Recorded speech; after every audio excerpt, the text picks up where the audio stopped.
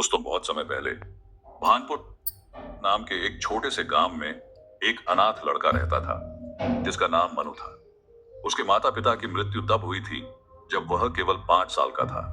तब से वह अकेला हो गया। गांव के लोगों ने उसकी देखभाल के लिए कोई कदम नहीं उठाया।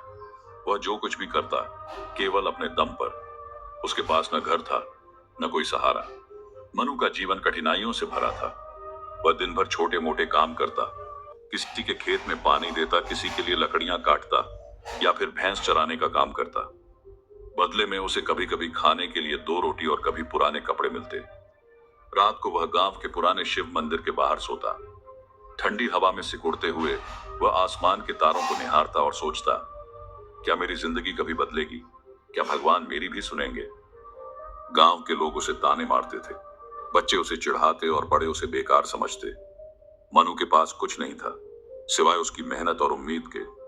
एक दिन गांव वालों के तानों से तंग आकर मनु ने ठान लिया कि अब वह यहां नहीं रहेगा। उसने सोचा, अगर मैं इस गांव में रहूंगा तो कभी अपनी किस्मत नहीं बदल पाऊंगा। अगर किस्मत बदलनी है तो मुझे गांव से बाहर जाना होगा। उसी रात वह गांव के छोटे से रेलवे स्टेशन पहुंचा। जेब में एक पैसा नहीं था, लेकिन दिल में बड़े सपने थे। मनु ने रेलवे स्टेशन पर खड़ी एक मालगाड़ी देखी। वह चुपके से उसमें चढ़ गया। ट्रेन रात भर चलती रही। मनु गाड़ी के एक कोने में बैठा अपने भविष्य के सपनों में खोया रहा। आखिरकार सुबह हुई और ट्रेन शहर के एक बड़े रेलवे स्टेशन पर रुकी। शहर पहुंचते ही मनु को एहसास हुआ कि यह जगह उसके गांव से बिल्कुल अलग है। चारों ओर बड़ी बड़ी इमारतें थीं और हर तरफ भीड़ ही भीड़। हर कोई अपनी धुन में भागा जा रहा था, लेकिन इस भीड़ में मनु अकेला महसूस कर रहा था। उसके पेट में भूख से आग लगी थी। वह स्टेशन के एक कोने में बैठ गया। थोड़ी देर बाद एक कुली ने उसे देखा। वह कुली एक दयालु व्यक्ति था। उसने मनु से पूछा, बेटा, तुम यहाँ ऐसे क्यों बैठे हो? मनु ने अपनी कहानी सुनाई। कुली ने उसकी हालत पर तरस खाया, लेकिन उसे सच्चाई भी समझाई। उसने कहा, बेटा, इस शहर में कोई मुफ्त में कुछ नहीं देगा। अगर जीना है तो मेहनत करनी होगी। मनु ने पूछा, लेकिन मैं क्या कर सकता हूं? मेरे पास ना तो पैसा है ना कोई सहारा। कुल्ली मुस्कुराया और बोला, क्यों ना तुम भी कुल्ली का काम करो। यहां मेहनत करने वालों की कद्र होती है। भगवान भी उनकी मदद करते हैं जो खुद अपनी मदद करते हैं। अगले दिन से मनु ने कुल्ली का काम शुरू कर दिया। वह यात्रियों का सामान उठाता और बदले में कुछ पैसे कमाता। दिन भर काम करने के बाद वह रात को स्टेशन के एक कोने में सो जाता। ठंडी हवा और भूख अब भी थी, लेकिन उसके हौसले मजबूत थे। उसने तय कर लिया था कि वह मेहनत से अपनी किस्मत बदलेगा। मनु का दिन सुबह जल्दी शुरू होता। वह सबसे पहले स्टेशन पर आता और यात्रियों का सामान उठाने के लिए तैयार रहता। धीरे धीरे स्टेशन के अन्य कुली और कर्मचारी भी उसे जानने लगे। सभी उसकी मेहनत और ईमानदारी की तारीफ करते। एक दिन एक ट्रेन से एक व्यापारी उतरा। वह सफेद धोती कुर्ता पहने हुए एक सम्मानित व्यक्ति लग रहे थे। उनके चेहरे पर सादगी और गंभीरता थी। उनका नाम गोविंद नारायण था। मनु ने दौड़कर उनके पास जाकर कहा, साहब, आपका सामान उठाऊं? गोविंद नारायण ने उसे देखा और कहा, तुम बहुत छोटे हो, ये काम क्यों करते हो? तुम्हारी उम्र तो खेलने कूदने की है। मनु ने उनकी बात सुनकर धीरे धीरे अपनी कहानी सुनाई।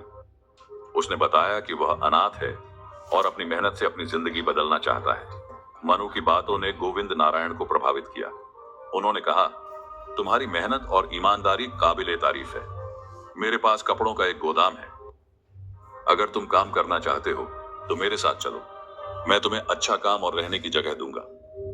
गोविंद नारायण की मदद से मनु ने गोदाम में काम करना शुरू कर दिया। गोदाम बड़ा था और वहां कई कर्मचारी काम करते थे। मनु को कपड़ों की पैकिंग, गिनती और ग्राहकों से डील करना सिखाया गया।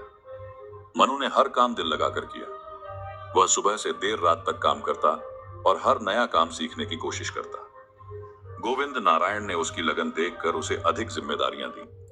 कुछ ही महीनों में मनु ने गोदाम के हर काम में महारत हासिल कर ली। कुछ सालों में मनु ने खुद को इतना काबिल बना लिया कि गोदाम के ज्यादातर काम अकेले संभाल सकता था। अब उसकी उम्र 25 साल हो चुकी थी।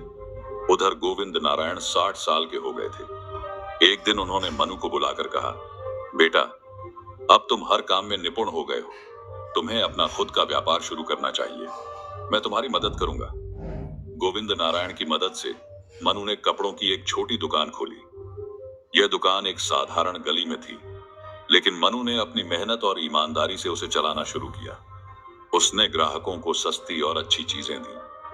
धीरे धीरे उसकी दुकान मशहूर होने लगी। कुछ सालों में मनु की दुकान एक बड़े व्यापार में बदल गई। अब उसके पास कई गोदाम और दुकानें थीं। उसने गोविंद नारायण का सारा कर्ज चुका दिया और उनका आभार प्रकट किया। मनु ने अपने संघर्ष के दिनों को कभी नहीं भुलाया। उसने फैसला किया कि वह जरूरतमंद बच्चों की मदद करेगा। उसने कई अनाथालयों और स्कूलों में मदद करना शुरू किया। यह कहानी हमें सिखाती है कि जिंदगी में मेहनत और ईमानदारी सबसे बड़ी पूंजी है। चाहे हालात कितने भी मुश्किल क्यों ना हो, अगर आप अपने लक्ष्य के प्रति ईमानदार हैं तो सफलता जरूर मिलेगी। आपकी मेहनत ही आपकी तकदीर का सबसे बड़ा हथियार है। अगर आपको यह कहानी प्रेरणादायक लगी हो तो इसे लाइक और शेयर करना ना भूलें।